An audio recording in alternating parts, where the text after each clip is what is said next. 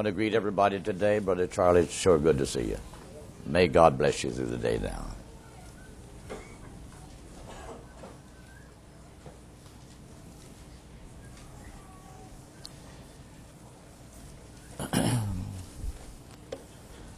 Our message today is going to be dealing with the subject,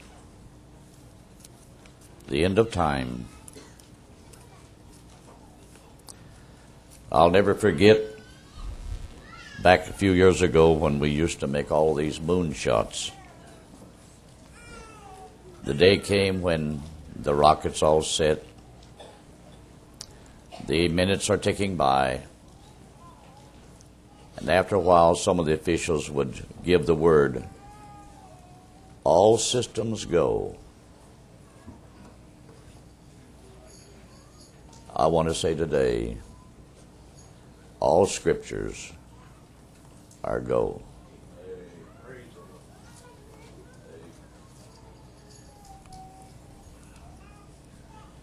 I don't want no one to think that I'm going to try to even exaggerate any points. There's many scriptures that points to the last days. Many of them have been used in a separate way. Things have been calculated through the years gone by. It's left a sour taste in a lot of philosophers and things, journalists, their mouths. But I think it was about 2 weeks ago, this past Sunday night, I read an article here that someone gave me. I don't know the position of this man in the world, but his name is George Flange.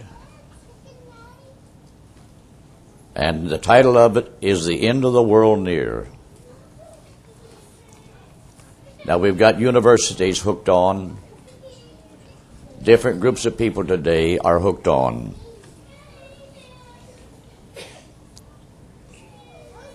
This man fulfills exactly what the scriptures said would be in the last days. Let's listen to his words. He starts out by saying, it's called the rapture, and there are Christians who take this Bible prophecy literally. I do. Some believers have even pasted instructions on the dashboard of their cars, and I don't. Telling passengers what to do if the driver of the car should suddenly be whisked from behind the steering wheel and transported to heaven. The passengers who find themselves in a driverless vehicle are told, do not panic. Shut off the ignition and steer the car to the side of the road. Many of those who take these precautions seriously are people who have read the runaway bestseller, Left Behind, the Tyndall House, 2000, which purports to be a true-to-life account of Earth's last days, when believers will be snatched away from whatever they are doing and taken to meet the Lord in the sky.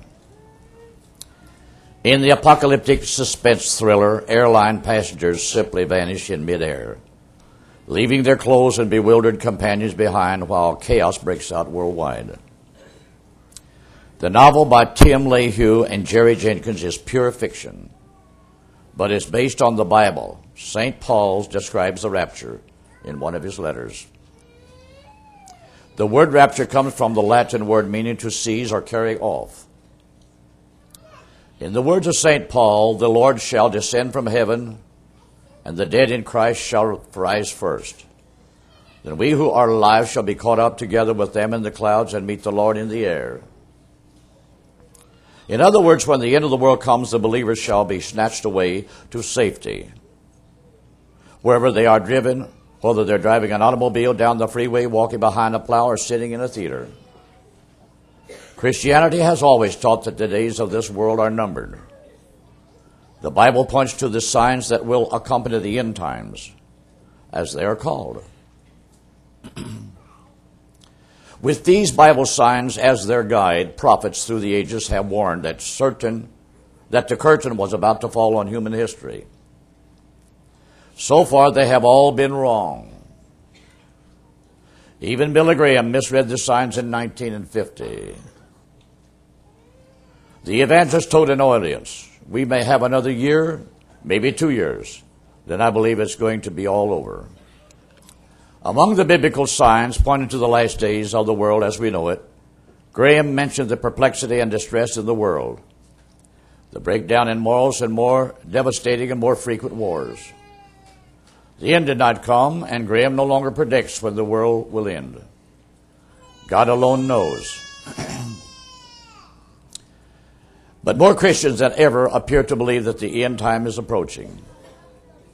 While the number of those who look for the end to come soon is growing, skeptics still outnumber believers. That's biblical. Many Bible scholars have believed that when the prophets predicted coming events, they were referring to happenings which would take place in the near future, usually within the lifetime of their hearers. These scholars say the book of Revelation, where many of the Bible prophecies appear, was written to be a steadying influence on Christians suffering persecution in the first century.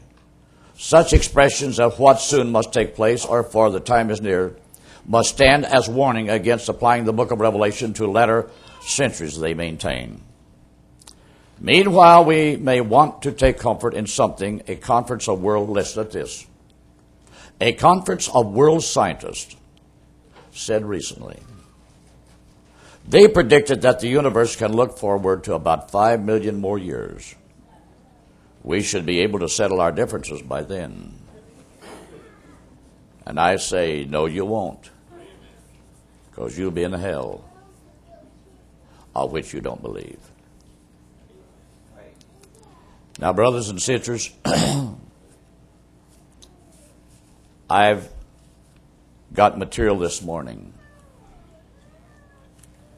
taken from internets, statistics from the judicial. It's pathetic what you can read. I want to give you scriptures that the Bible speaks of. And we just ended a series of messages entitled, The Last 100 Years Plus. Did you know when you read in Genesis where God spoke to Noah, from the time that God spoke to Noah until the flood had came, it just was a little over 100 years. We're living in about the same span. And the agnostics are crying out loud today. In the book of Revelation, we see where it describes the Lord is seen coming from heaven with all of his saints. The world beast system and all the kings of the earth are gathered to make war against him. I can remember years back when I was younger, to think the world at that time was ready to participate in such an event. They weren't. Because we had a lot of society in every nation that believed that there was a God, that one day he would come. But now that we see the world in the shape and knowing what the political and the intellectual agendas are, they're definitely schooling our modern generations. There's not going to be no such thing as the coming of the Lord. It tells us in the book of Revelations that the 10 horns, which is the 10 nations of Europe, united, confederated back with the beast system, that they will make war against the Lamb in his coming, visible return. 2 Peter, the 3rd chapter, from the 1st to the 7th verses, describes the last days like this. There shall come scoffers, agnostics, ACLU, atheists, making fun, saying, where is the sign of his coming? By since the fathers fell asleep, all things remain as they were from the beginning. 2 Timothy, the Apostle Paul wrote in the 3rd chapter, peerless times shall come. This is a day that we harp safety, safety, safety in the workplace. Safety here, safety there. But the one thing they don't say, let's prepare for the spiritual human being inside. Therefore, men shall be lovers of pleasure more than lovers of God, having a form of godliness, but denying the power. They become heady and high-minded, always looking for a better future. 1 Thessalonians, Paul wrote how that the Spirit speaketh expressly that in the last days peerless times shall come. 1 Thessalonians in the 5th chapter, the day of the Lord so cometh like a thief in the night. The world is sound asleep, lulled to sleep. And Daniel, the 12th chapter, describes 4 things. And at the time of the end, knowledge shall be increased, and many shall run to and fro. Knowledge has only been increased, as we know it, in the last 100 years. Knowledge progressed very slow. But when knowledge did begin to increase, then man was able to travel faster, farther, more convenient. But has it made him a better man? Not at all. Has it made modern man more aware of his need for God? It's took him away from it. Now, I'm not going to refer to any more scriptures this morning. But I know, brothers and sisters, I've said a lot of things about colleges, people going to schools. I realized if you were going to go be a school teacher, if you choose that to be a profession, you're going to have to go to a man's system of learning. Otherwise, you're not going to be legally allowed. But I'll have to say, right here in the system of education is where all the signs that we see that's brought the world to the hour it's living in. The little man on the street had nothing to do with it. It was men up the ladder higher up. I'm going to begin reading here from excerpts taken from the networks. Our society began to break down in the 50s. It all started when they started sex education in the school. I can remember in the late 50s into the early 60s, there was no less than 5 major court cases that all set in order. What started these was parents. They had raised their children with high moral values from the Bible. When the schools where they were going to come upon them with this forced sex education program, words was being said then from the teacher's position that back years prior to that, words would have never even been said in public. And I realize I stand here before a mixed audience this morning as well as some of these universities. I look upon my congregation and with the other people with respect. Because what I would mention this morning, or what I will read or have reference to, has been a trick of the devil, and he's been allowed to fulfill the Word of God. Precisely, it's in order. Here is a printed article that this first starts out with. On the first day of an elementary psychology course at Johns Hopkins University, in the 1950s, a professor sat on his desk, silently reading the morning newspaper, The bell rang, but he didn't seem to notice it. Then audibly he began to read the headlines of the front page articles. They captioned the difficult word problems, spoke of inhuman acts of man to his fellow man, and in general painted the typical sensational front page picture one may read every day. Presently he looked up and said, now this was in the 50s, the world is in a mess. He was a professor. He spent the rest of the hour explaining how psychology is the world's only hope for straightening out that mess. That's what he thought. Yet despite the fact that psychology and psychiatrists have succeeded in entering our schools, our courts, our legislatures, our workplaces, and bit by bit our homes, the newspapers' headlines have not improved.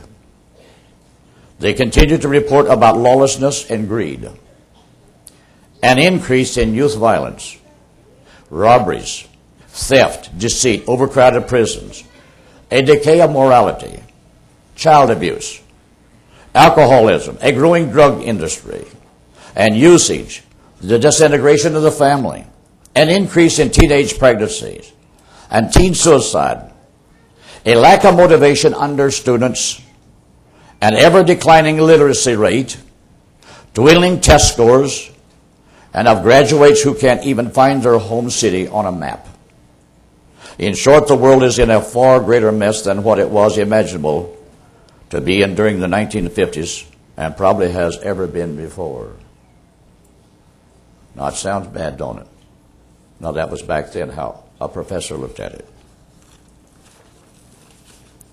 I don't want to make it boring, but if we believe what the Bible has been written concerning the last days, we're going to have to be smart enough and intelligent enough spiritually to realize there are sources in the world that records the everyday events. FBI, your judicial departments,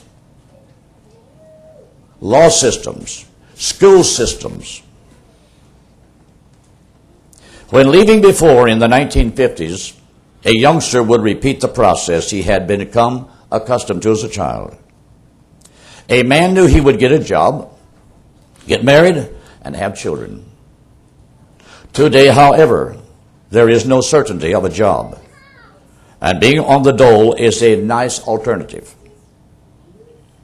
If they're like their parents, they'll take Prozac or Valium and chant, "Don't worry, be happy." Where once citizens understood that justice existed to protect the innocent, the public is now expected to be sympathetic to the supposed insanities suffered by mass murderers, child abusers, sex deviates, and other criminals. And some of the stuff that goes on today, it came out in our Cardinal Democrat paper about 2 weeks ago. My wife was reading it. Some people somewheres saw their dog come dragging in a little baby's body. That was in the papers. Naturally, the authorities was notified. They later found the young girl that had given birth. At the time, she didn't want nobody to know it. So we just discarded somewhere by the wayside for a dog to drag it off. Our animal kingdom today has more intelligence than that. A few years ago, it was in the Louisville paper, a town drunk was walking home one night.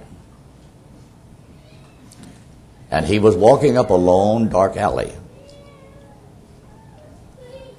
All of a sudden, in the roadway in front of him was a scene that shocked him in his drunken state. There was a female dog that had evidently just give suck to a litter of pups. because her milk part was still active. Here was a newborn baby discarded, naked. And the dog had laid herself down around it and curled up around this newborn baby to keep it warm. 60 years ago, you would not have heard that in America. And you students that are listening in, wherever you're at, I remember when America was a clean place. Our society honored that we had a society that respected human life from whatever stage or status they was in. This entered the news just recently to show you that animals have a sensitiveness about how other young survive. A cat with a certain litter of kittens was seen giving suck to her litter. But she had found a little squirrel. Evidently, its mother had gotten killed. And that old cat felt sorry for that little squirrel. And she had it in her nest with her. Now imagine little kittens nursing on its mother's milk. Here is a little squirrel, not even part of a cat family. But that little squirrel was nursing among those kittens. And I have to say this morning, before this is all over, nature will be speaking to perverted men. It's going to be a sign. No matter how much they want to laugh and make fun of it, the wild animal kingdom somewhere will bear witness. You brought it on yourself. We are living in the last days. It's a total breakdown. I have here some statistical numbers. If you believe that this is a bit heavy, take a good look at the list of the top disciplinary problems in the U.S. schools from 1940 compared to 1990. What was the problems known in our schools in 1940s? Talking out of turn, chewing gum, making a noise. Now, I remember, brothers and sisters, when the old school building used to stand at Borden. That was the first college in southern Indiana ever built. That was way back in 1800. That was where students went to learn to be teachers and such, and then went off to their professions. But later they took that building and turned it in to another building for just grade schools. The 6th, 7th, and 8th went there, as well as the high school. And to prove that back then these things was the norm, running in hallways, or just jumping, sometimes ignoring the dress code, and throwing litter on the floor. That was the problems in the 40s. I'll never forget that one morning. This was about 1938 or 37, somewhere in there. Sitting in the upstairs dormitory. I was in the 6th grade. I had 2 cousins that sat way in the back, older than me, and one of them, he was a noisemaker. We had a woman teacher that was in charge of the auditorium that morning. She sits in the back. But all across the front was a great big long blackboard that covered the whole front. And then there was another one that come down about halfway on the side of the wall. Well, back then, brothers and sisters, there was a certain time of year, all of us boys, we had certain habits we'd get in.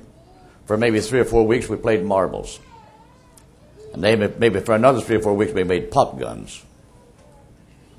We had a certain type of a little scrub stuff grew up and around Borden below there, down the railroad tracks. And we cut these off within their joints. And then we could run a stick through there and push the path out. It was just like looking down a gun barrel. And then we'd just take old pieces of paper and show them up. And we'd stick one in the one end. And then we'd press one in the back end. And then we'd fix a little plunger rod. And we'd push that up in there just enough to hold this plunger rod. And boy, you'd hit that, it'd pop. And he fixed up a really good juicy wad one morning. We're all sitting there in the dormitory. And this woman teacher's in the back. When everybody had their head in the book studying, he just hit that. And boy, that great big old juicy wad hit the blackboard over there. It sounded like a .22 rifle went off.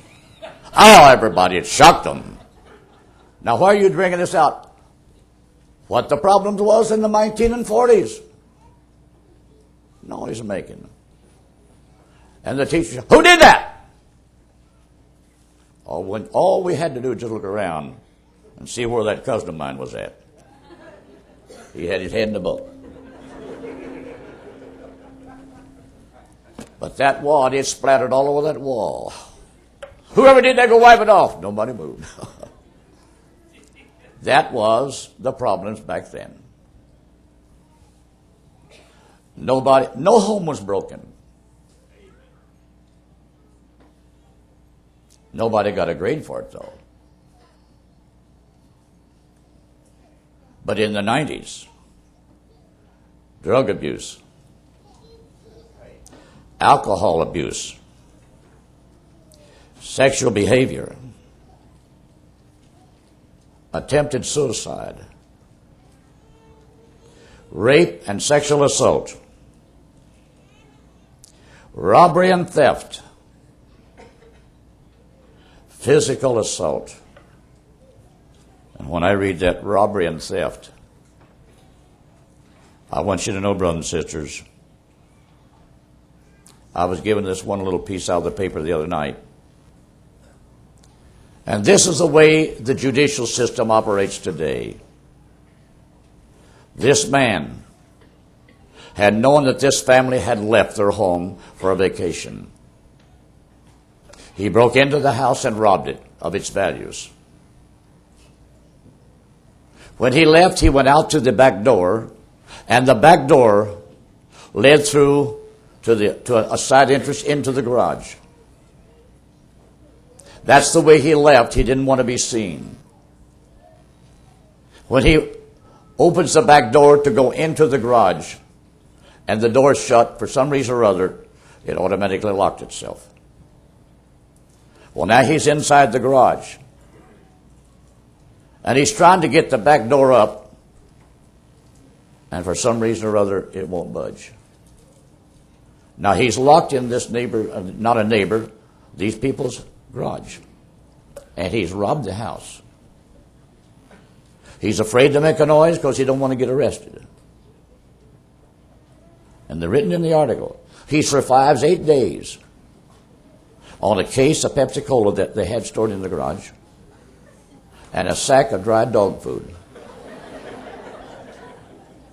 Naturally, when the neighbors came home, they found him. And you know what?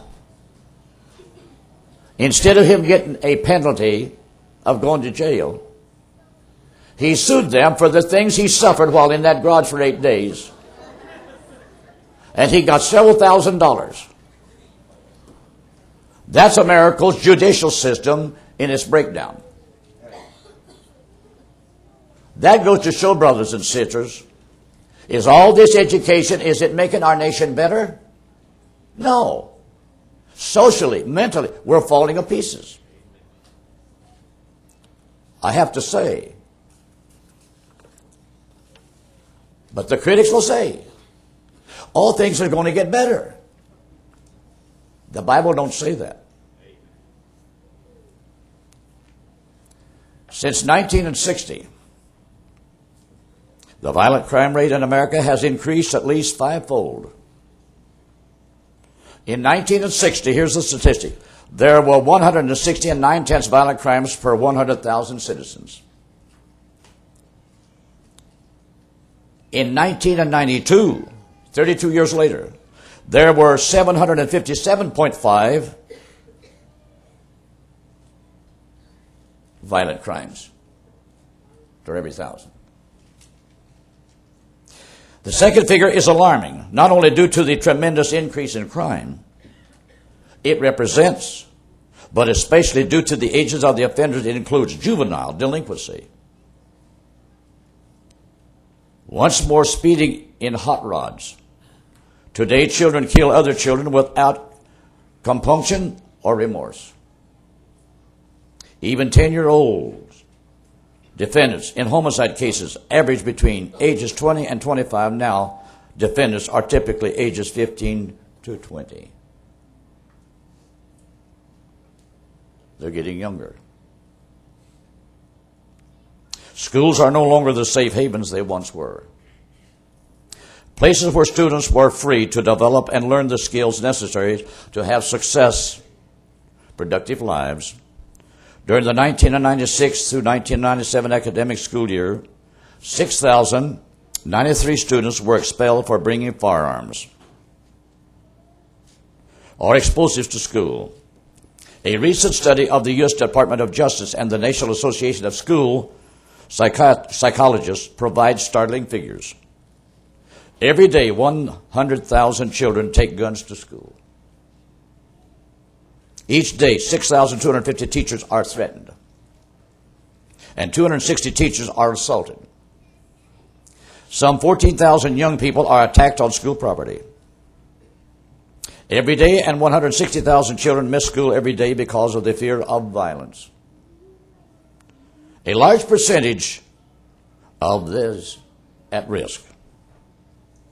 Antisocial youth are vulnerable to gang recruitment and membership. Being a gang member is strongly associated with an increase in violent behavior and greatly increases the chances of one being victimized. Now, there are 4 words in the book of Genesis in the 6th chapter when it speaks there how the world was in that day. In those days, it says, violence filled the earth. In Genesis 6, God said that man has corrupted the earth with his ways. 3, there's nothing that he won't imagine to do, seeing that he just imagined to do it. Now that was how it was back then. And that's why Jesus said in Luke 17, as well as Matthew 24, as it was in the days of Noah, so again will it be in the days of the coming of the Son of Man.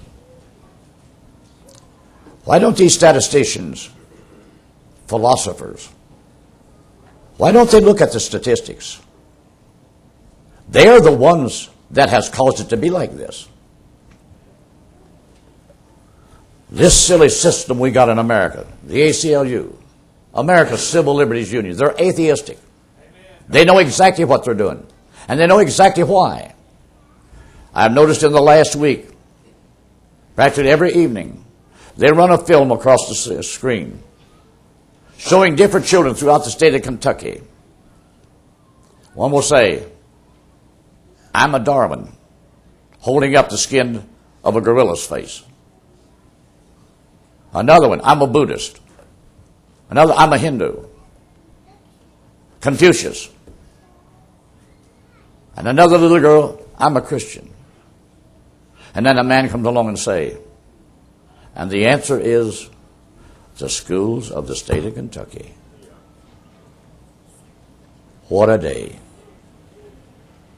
I have to say, brothers and sisters, our school system is no longer the answer to the problems. Now you might say, Brother Jackson, well, the schools still do good. I have to say this. Those students that can go through all this rotten mess and come out showing they have learned something, they are an exception. Because, brothers and sisters, they had no more excess to the ability to learn than some of these others. It's just something other that was inside of them. They were born with something other that helped them to overcome and shed some of it. I have to say today, brothers and sisters, what a world we live in. My. I hope you don't get tired at some of these statistics.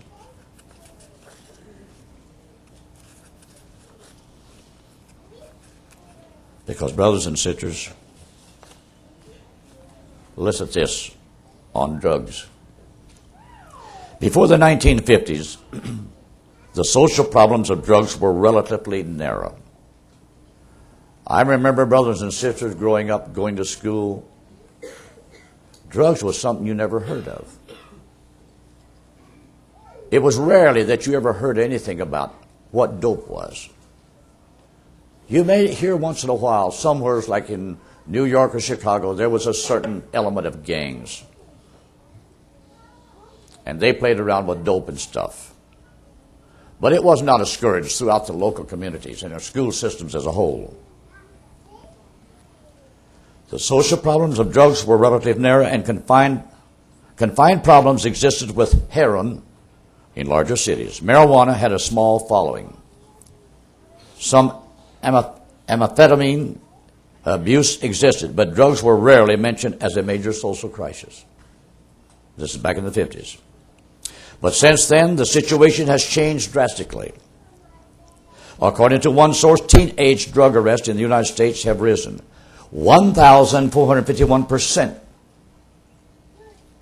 since 1965. A 1987 Gallup report indicated that there were graduating from high school, a staggering percentage of teenagers were hooked on mind-altering drugs of some type.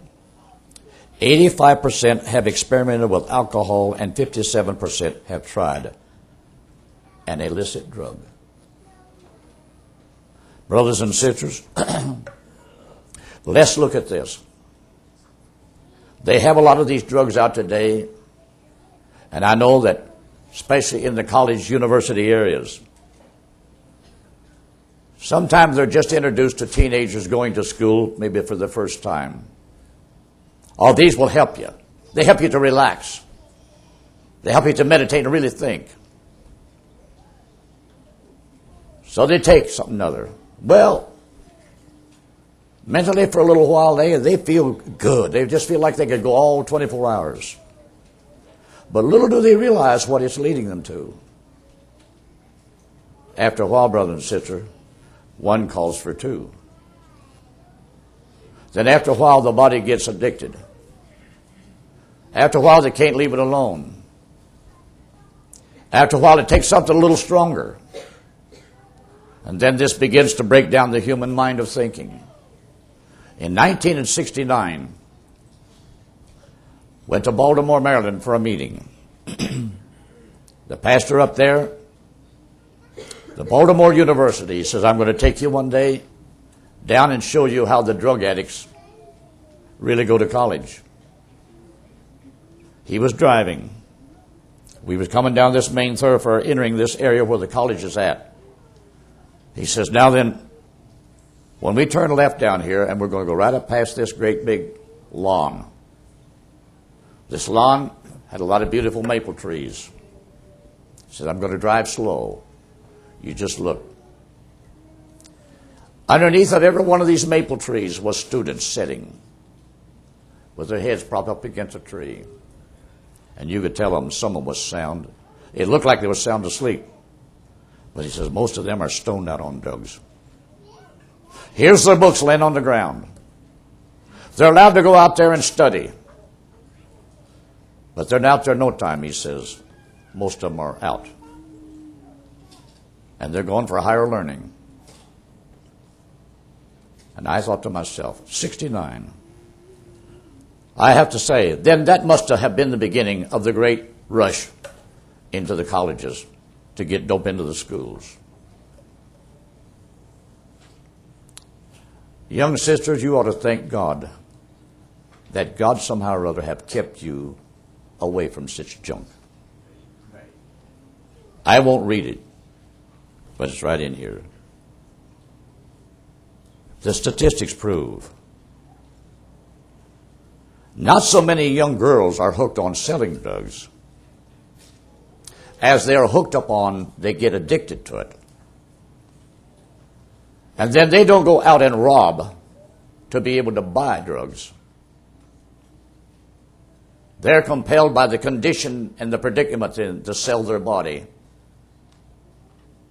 to someone who's looking for sex, to buy them the drugs that they need. And it goes on and tells, this brings unwanted pregnancies into the society.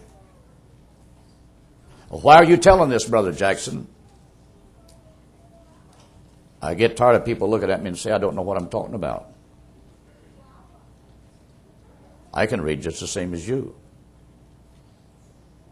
And when you read the statistics, I have to say, our young people today are growing up in a social environment that's ruled by the devil.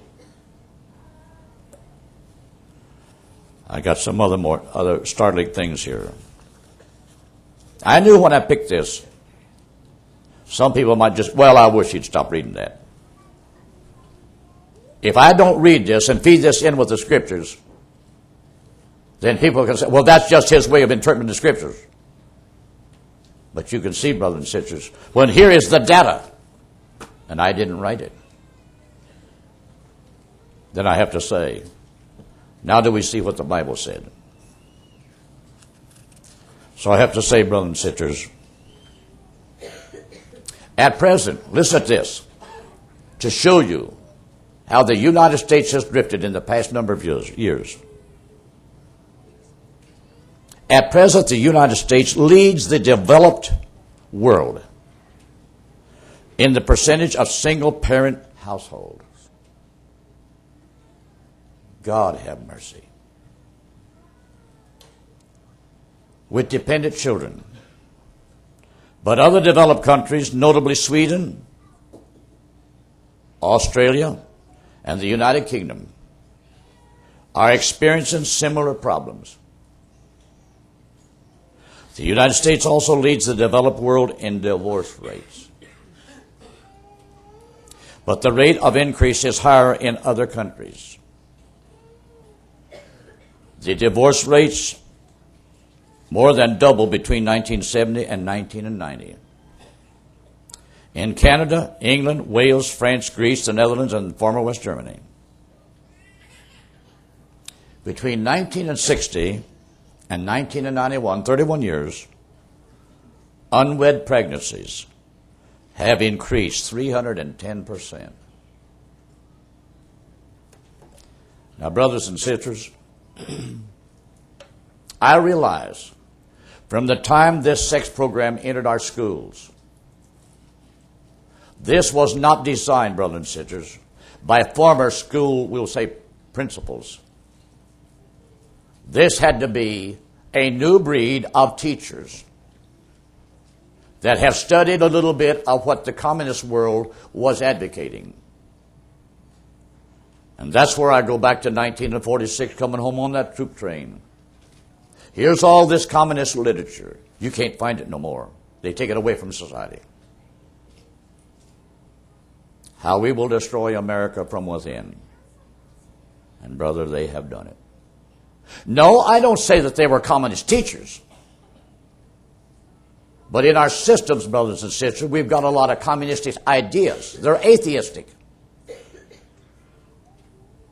Because it's their, brothers and sisters, to take away the influence of the Bible and Christian principles that our nation grew up to believe.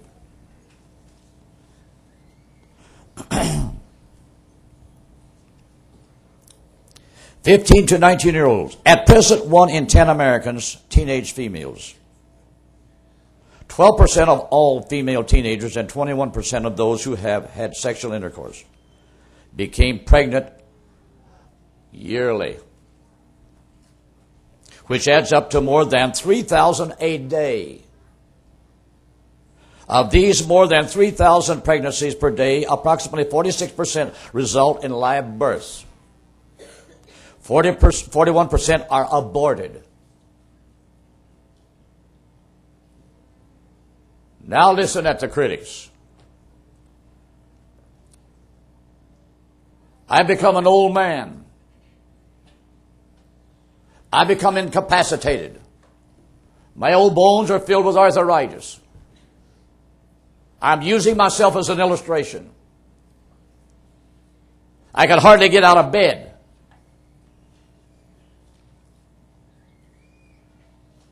I get to the place I can hardly breathe. So they put me in a hospital. They hooked me up on IVs of every description. And I'm laying there looking at all this stuff. But in my mind, I got sense enough to know I've lost the best years of my life of normal living. And I'm ready to go to meet my Maker.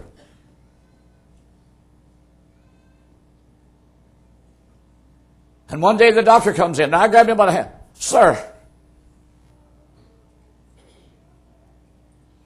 won't you just take all this stuff loose and just give me something that'll just kind of make me numb? So I won't lay here and just tortured by the pain. And let me die. I can't do that.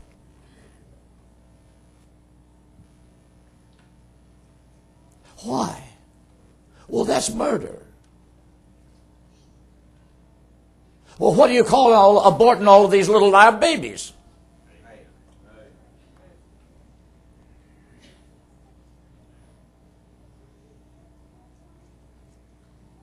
An increase of 67% since 1973. And the remainder in miscarriage or stillbirth. One of 4 teenage mothers will have a second child within 1 year.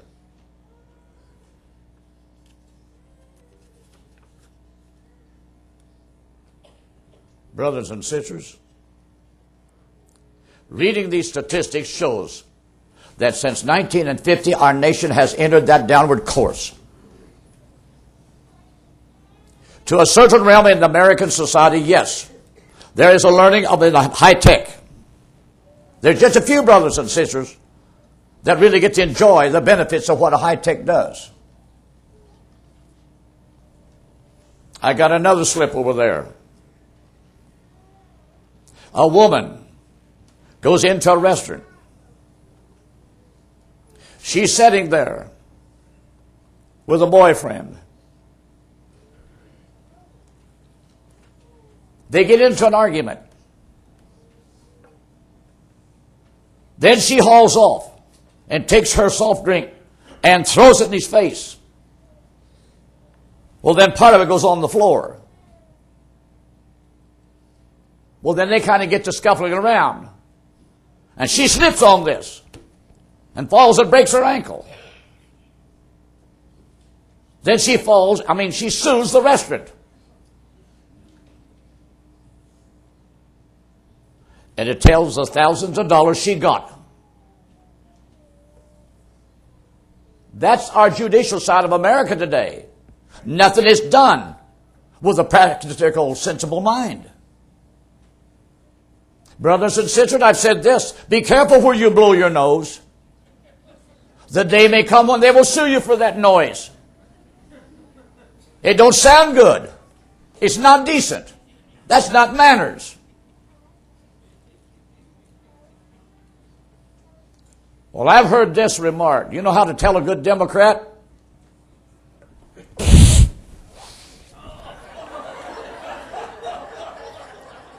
You know how to tell a good Republican?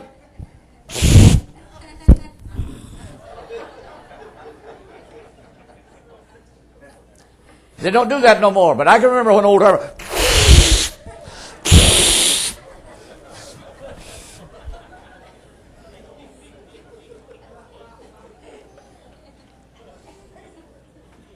That was practical living. Right down to earth. You think I'm just clowning it. I'm not. Now,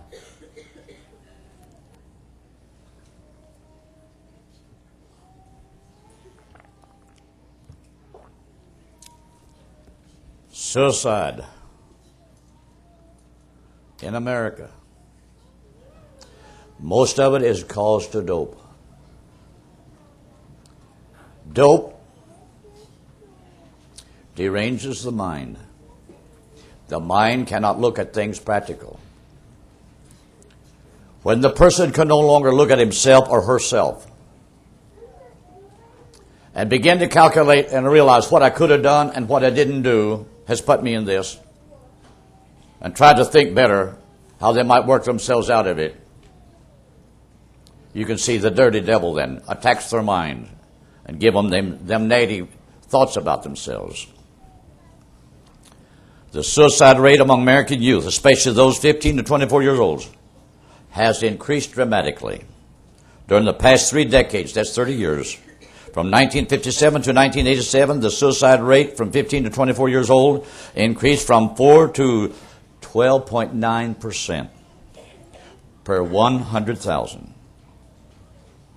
During the same period, the suicide rate for the general population rose from 9.8 to 12.7 per 100,000.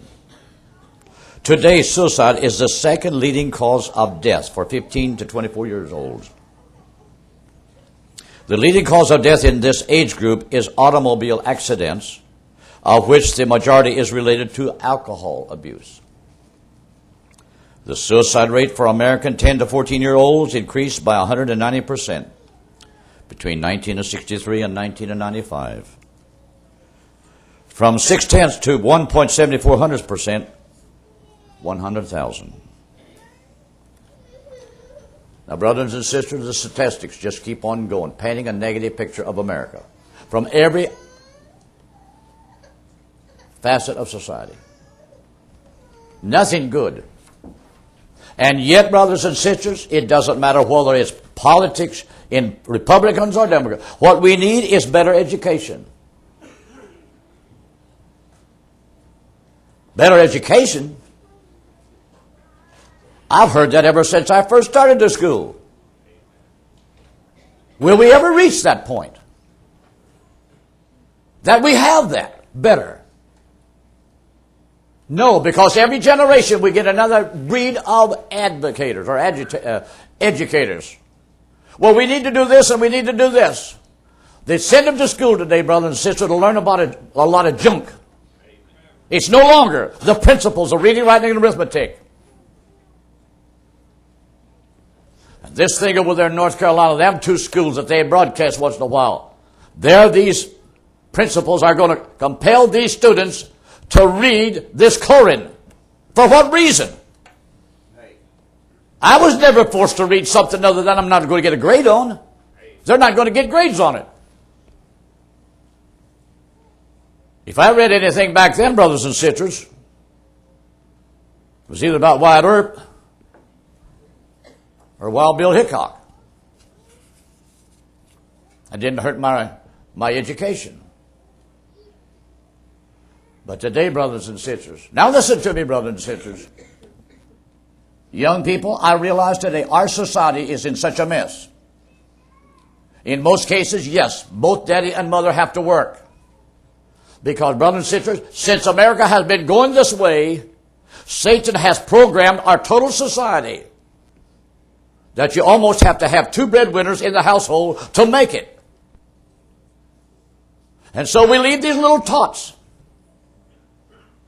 to go off to a daycare somewheres. I'm not talking against daycares. Listen to what I'm saying. But a lot of these little fellas are not allowed to grow up and be a child. I said be a child.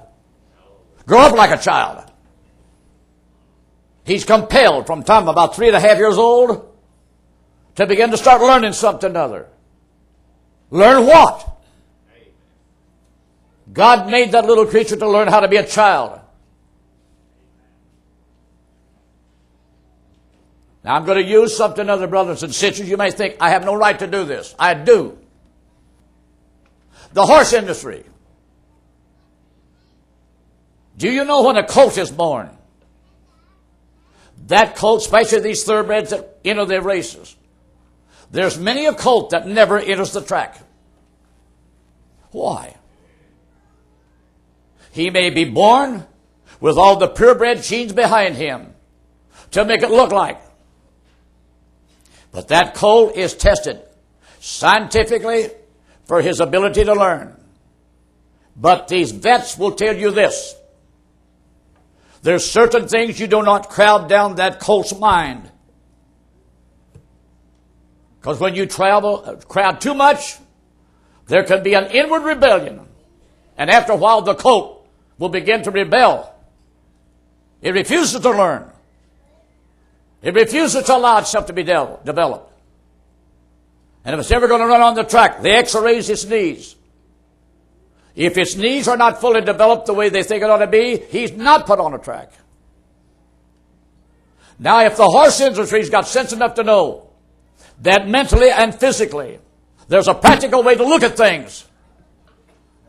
But we've got in a nation today, brothers, the sooner they go to school, all their life. Now they want him to have college. So from the time he's 3.5 till he's about 27 or 28 years old, it's school, school, school, school. And now look what the colleges charge for each semester. Poor dad and poor mom. They scraped. They put together. They've kept from buying a car themselves so they could save for that child to meet the curriculum of the day. And I have to say, brothers and sisters, and it tells in here the percentage of students that come from our college don't even know how to find their own hometown on a map. That is pathetic. You know it. All because America, we need better education. And we've got an element of legislators and lawmakers, brothers and sisters. They need this whole thing crammed right back down their throat. And let's get back to that thoroughbred colt. Mentally, he refused to learn. While physically, he might have had the ability to run. So when they don't sell him on the racetrack, they sell him to society. He just becomes another pleasure horse. And to that he fits. But the point of it is, brothers and sisters, if animals can rebel against the idea, I have to learn what that man wants to cram down my mind. I want to do a few things that I like to do, and that's run across the pasture and kick up my heels. So, brothers and sisters, we have developed a society that's lost their way in this world. They don't know where they're going.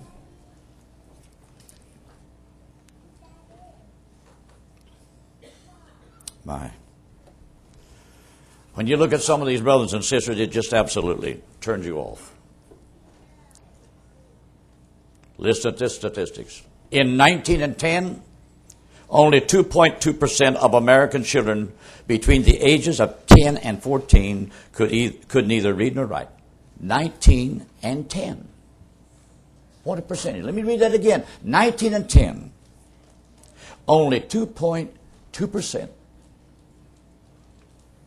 between the ages of 10 and 14 could neither read nor write. They were called it illiteracy.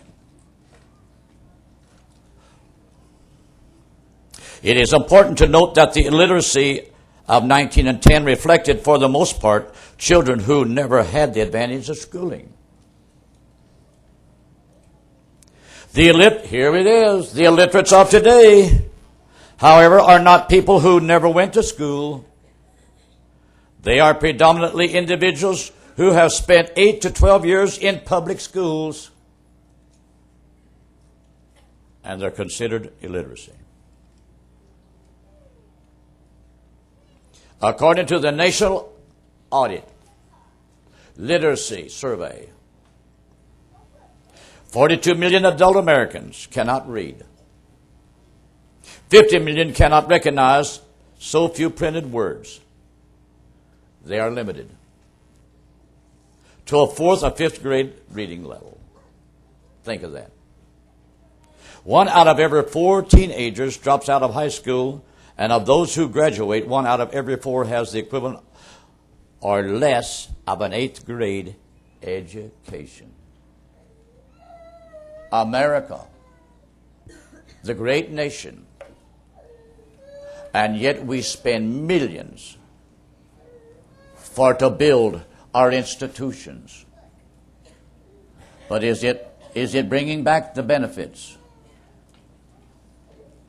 I'm not reading this, brothers and sisters, to find fault with schooling. I have to say, it's the people in charge. They no longer can look at the picture of things right. And just as the Bible says, in the last days, it's true, some become weaker. Others become wiser. But we get a mixed society. So, brothers and sisters, I'm not going to keep you too much longer here, because I know you'll get tired of reading this that I have reference to.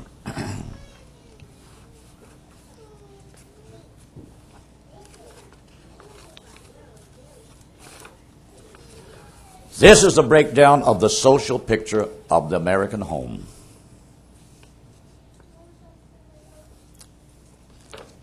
Marijuana use among preteen children doubled from an estimated 230,000 to 460,000 children in 1 year, between 1995 and 96. Think of that. Here is your statistical breakdown. In America, 50% of new marriages end in divorce in America. Now, brothers and sisters, I've heard it said through the TV by teachers, philosophers, educators of different ranks. And I don't mean to make this sound negative. Learn to be yourself. Learn to be yourself. Well, you can grow up to be an idiot too. If you just learn to be yourself, in our modern world, you grow up to think only of yourself. That fulfills the scriptures. Knowing this, therefore, in the last days, men shall be lovers of themselves, heady, high-minded, false accusers, incontinent, despisers of those that are good. My brother and sister, young boys and young girls, it's one thing to grow up, to recognize either you're growing up to be a man or you're going to grow up to be a young woman. But when you grow up to think only you and yourself is number one, then you forget about trying to share yourself with a man or a woman. Because true marriage, brothers and sisters, that has ever lasted, you are yourself up to a point. After that, if love has brought you two together, then you give up a lot of things because you love. And I say this, brothers and sisters, when I get some telephone calls or email, please pray for me. That marriage, brothers and sisters, there's been nothing but ding-dong, aggravate, fussing at. Well, you want to have your way all in everything. Sometimes young men will say, well, I'm supposed to be the head. Where do you get that? Well, the Bible says the man's supposed to be the head, providing God is his head. Amen. Now think of that. You be sure God is your head. 9 times out of 10, it's the dirty devil's your head. The devil says this, you go do it. The devil says think this, you go think it. God is not going to be your head, and you're not going to be nobody else's head until God can tell you, that's enough, stop it. And you can walk up to your companion, or the wife to the man, or the man to the wife. Honey, I'm sorry.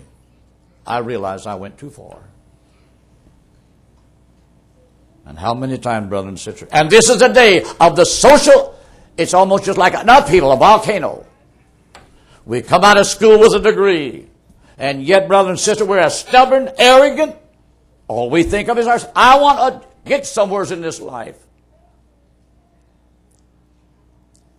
And I don't like to say things like this, but there's one thing, sure, brother and sister. All this we learn about sex is not love. The sex study is a sacred thing in the eyes of God. Because it's the means that life is brought into the world. That's the way God ordained it. But when a young man and a young woman become attracted to each other, it should be a mutual agreement and a love, an affection. I want to share life with her. She wants to share life with me. And we learn to go down the road together, working together, thinking together. If she wants to paint the kitchen green, well, let her paint it green.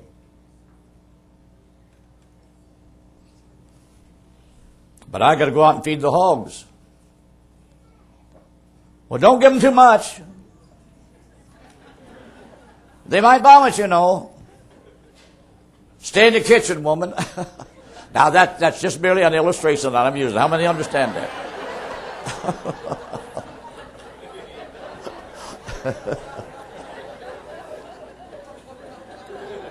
I'm not saying these things to be nasty or dirty, but to be practical.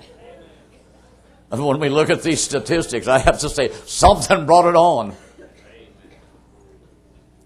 Because when I went to school, brothers and sisters, I'll never forget, in our little readers, here would show a man, we'll say, Dan and Mary. They're the father and mother that lives in the country. And they got 2 little children, Bobby and Jane. Well, we read all about that. We read how daddy treats mother, how mother treats daddy, and how the children loved to look at daddy. Our homes grew up like this. Then it goes to the city and picks out another couple and uses that as an image. Our young people grew up like this. Yeah, we grew up when we had Snow White and 7 Dwarfs. Wasn't nothing wrong looking at that in a movie. But they don't want Snow White and the 7 Dwarfs. No. We got this big bunch of green-eyed monsters with horse heads and snake bodies. That's devil, brothers and sisters. No wonder these youth today think like that. They act like it, and they talk like it. They think negative. And what else can they become? Because there's a spirit in the world, brothers and sisters, to mold the future minds of our young people to think negative. And yet they try to say, well, think positive. And I have to say, brothers and sisters, let me finish up here. Yes, 20% of divorces now occur in marriages of over 15 years. Birth rates in America are below the level needed to maintain. Listen to this. Needed to maintain a flat population and have been for 2 decades. A lot of them wind up in abortions. Correlate. Children from broken homes without 2 parents at home are more likely to use drugs, commit adultery, fornication, commit suicide, engage in violent crimes, have children out of wedlock, and get divorced themselves. That goes to show, brothers and sisters, when you break the Bible picture and you go contrary to what the Bible has advocated, God has ordained that man have a wife and wife have a husband, and that means the beginning of the home and God the centerpiece. But these new philosophers of today, now don't pay no attention to that stuff. If you can't get along with him, why, just divorce him. Sure, they advocate it and they teach it. What do they care? But look at that little child. That little child sitting there when daddy and mother is in the picture. God ordained that that child learn to look at a daddy and a mother. But all the day that daddy is gone out of the picture. That little child, where's daddy? Where's he at? Oh, that secure feeling. The little fellow's left to grow up. Only a mommy to take care of him. Now she has to work, so they stick him off in a daycare somewhere. No longer the loving mother. They'll teach him to pray. Hold him when he's got a fever. No. We don't need that in America no more. Well, you are before it's all over with. All right.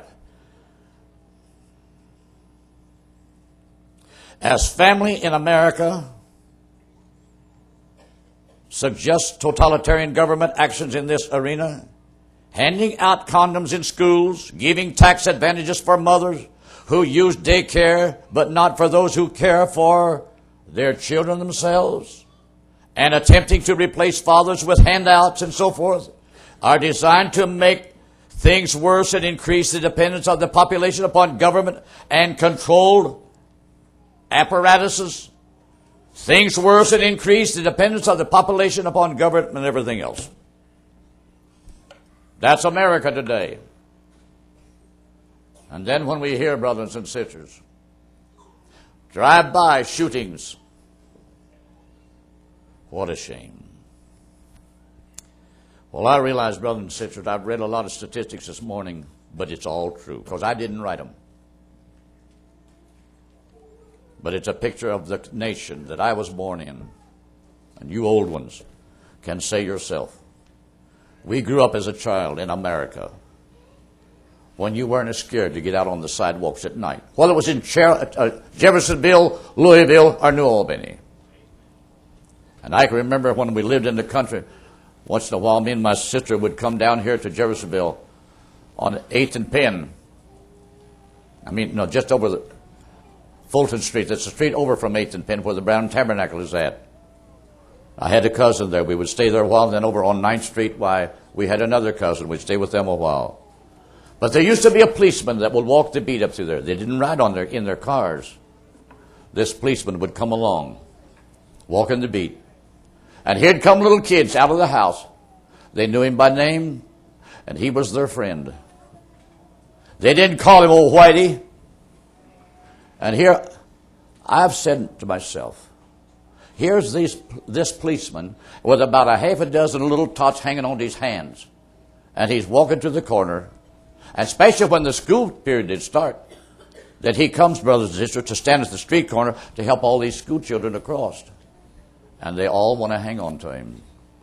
That's not the picture today. Today, old Whitey.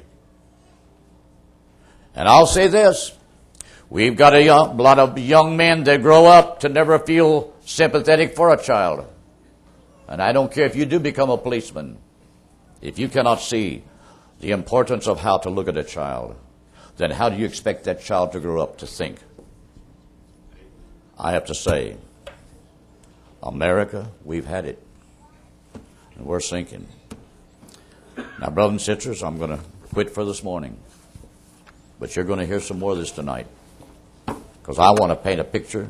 I didn't write it. God's Word wrote it. But we're living in a day that's approaching the end of the world.